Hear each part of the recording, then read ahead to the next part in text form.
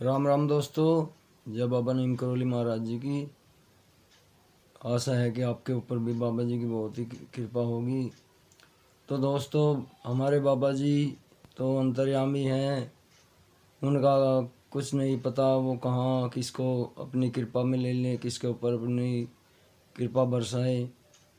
तो दोस्तों, बाबा जी की एक और महिमा का वर्णन करता हूँ।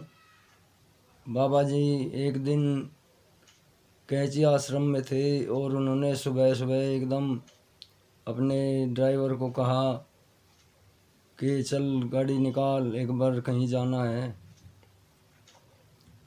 तो ड्राइवर ने गाड़ी निकाली और बाबा जी उसमें बैठकर चल दिए। उनके भक्त भी उसमें बैठ लिए।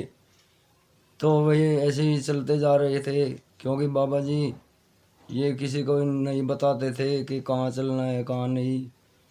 तो चलते चलते एक जगह बाबा जी ने गाड़ी को रुकवाया और बोले यहाँ यहीं पे रोक दो। और वहाँ उतर कर एक पगडंडी पर पहाड़ों की पगडंडी थी, उस पर चल दिए। पीछे पीछे उनके सारे भक्त भी चल दिए।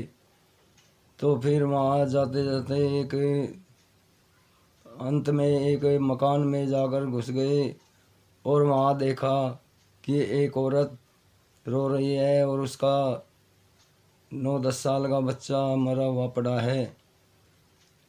तो बाबा जी कहने लगे उस औरत को कि रो मत, ये मरा नहीं है।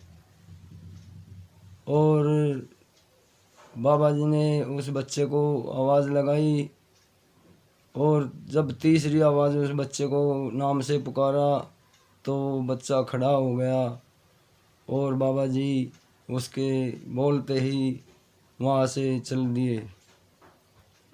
तो दोस्तों, उनकी कृपा का ये पता नहीं चलता वो किसके ऊपर बरसा दें।